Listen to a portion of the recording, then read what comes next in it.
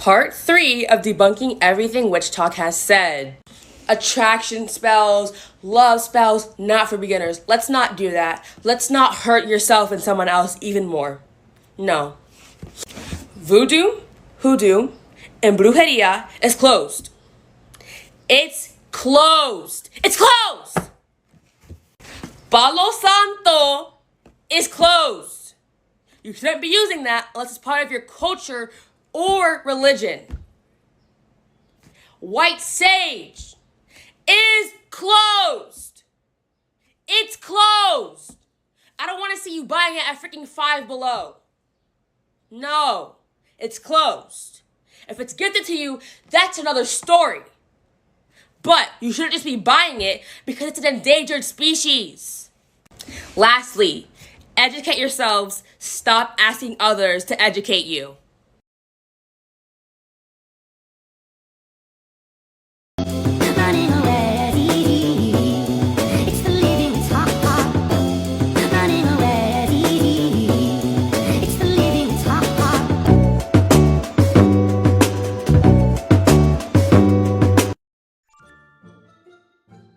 Rock at the front door? The selenite? The what? That's for protection. Protection. Yep. I'm gonna put this back at the front door. Are you stirring with intention? You watered my plants while I was gone? Of course. Did you tell him you loved him? Yes. I gotta go. I'm so sorry. I'm never gonna leave you again. You see my wallet? I can't find my keys. I can't find the dog.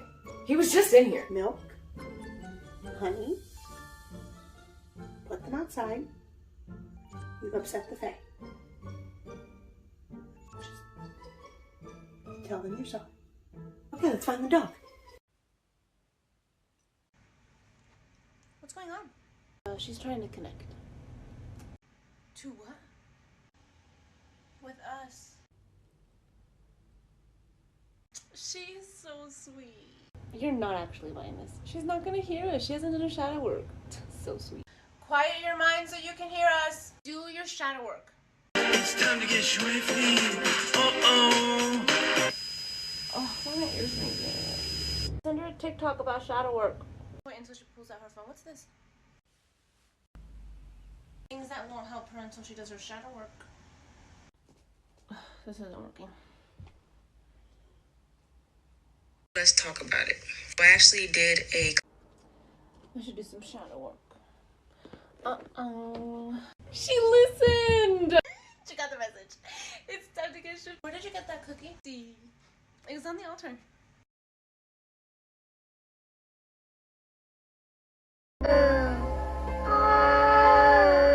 These are the two things in our world that are preventing heaven on earth right now. The first one are the Abrahamic religions. For the past 2,000 years, all the Abrahamic believers have been waiting for their imaginary fairy wizard to come back and create heaven on earth for us, when it's been up to us this entire time. These people have waged a war against intelligence and knowledge. Number 2 is predatory capitalism, where a select few private individuals get to live as gods on earth right now. Capitalists are in fact 1,000 times more wealthy than the kings of monarchy, who had peasants, which were slaves, by the way. Predatory capitalism combined with the Abrahamic religion is the ultimate scam. Rich people get to live as God on earth right now, while the 99%, the masses, are all brainwashed into thinking they inherit an imaginary sky heaven which doesn't exist. The modern concept of hell as a place of eternal conscious torment is not in the Bible.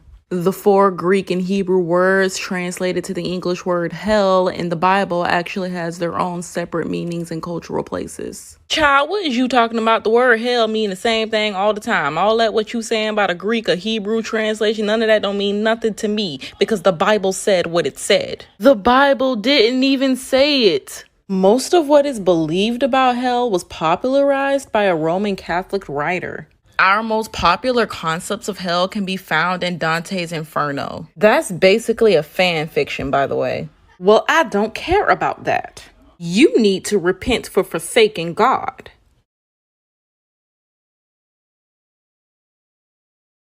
What if I told you that your future can influence your present, and that your present can influence your past? This is called retrocausal quantum theory, or retrocausality, where an effect precedes its cause or a later event affects an earlier one. Time is not linear. All of time is occurring simultaneously, so the idea of the future having an effect on the past is theoretically possible. This could mean that your future self's experiences could theoretically be the cause of the decision and the choices that you're making right now.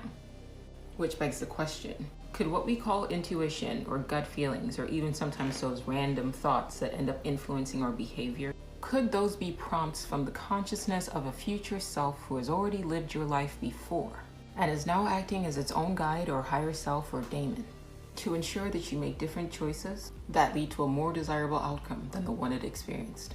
Let's get into part 1 of debunking everything Witchtok has said. Tarot is not closed. It's not. The evil eye is in multiple cultures, including Judaism. My friend can educate you in the comments because I know she will. That's all I have to say. We are not dating our deities, nor are we sleeping with them. If we are, please go and sit in some rice. Take a bath in some rice and drown in it.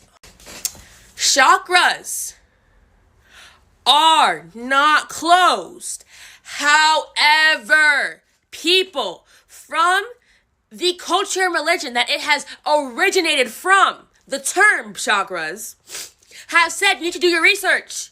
Stop going off of westernized websites. Welcome to part 2 of debunking everything Witchtok has said. First off, rule 3. Where did y'all get that we all abide by that rule? Because as you all know, there's 1,000 other religions, and we're not abiding by those religions. We're abiding by the one that we believe in. So how are you going to tell us or anyone what rule they have to abide by? That's not how this goes. Second off, stop fucking silencing people of color when talking about their spirituality. If someone says something is closed or they don't recommend you do a certain spell, don't fucking do it. It's not that hard because there's 1,000 other ways you can do the exact same thing that's not closed and not as dangerous. And 3, if you see it trending or if you see someone record their craft, don't just do it because now you're going to start a trend and that's how people get hurt. Make mini crystal mushroom confetti with me. My jewelry just to go to the bodega, and I keep it with me just so that I'm feeling safer. Fendi on my body, but my feet is in Bottega. Bitch, I'm getting money, give a fuck about a haters, motherfucker. There's a whole lot of money in this motherfucker. And you kill me when no broke shit, that broke shit get old. And you kill me when no hoe shit, these hoes get too broke.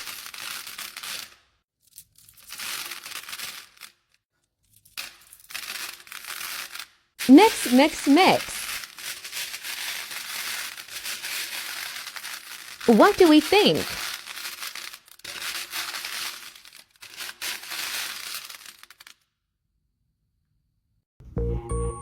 Hey, Spirit Guide, you sending me? How can I open my third eye so I can be more psychic? You know, see things. Why don't you want to do this? Because my grandmama had the third eye too. You know what happens when you do that, right? Shadow people start hearing things, seeing things, like all the time. All day, every day. Yeah. You ain't scared. What they gotta do with anything? Okay. Meditating definitely helps. You should probably mix little herbs with your weed. Passion flower, blue lotus. Never thought of it. It should work. We'll see. 2 hours later.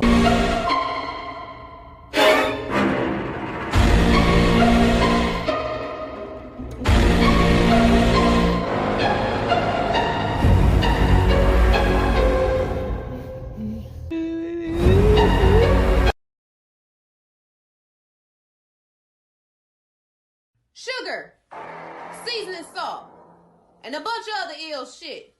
These were the ingredients used to create the baddest bitches alive. Until the professor drunk ass accidentally smashed the bottle that not only made them bad bitches, but gave them superpowers as well. That is when the baddest bitches was born, baby. 3 of them to be exact. 2 of them white and 1 mixed with black. My bitches Ray Ray, Lily, and TT. Oh, they ain't to be fucked with. So if y'all got any problem, these the bitches y'all come get. Yeah, we are the bitches. And we'll take the bitches.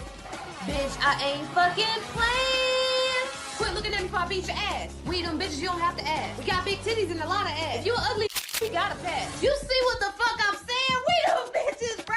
Come on, bitch. Cause bitch, we are the bitches. We beating ass and we getting bitches. We are the bitches. Yeah.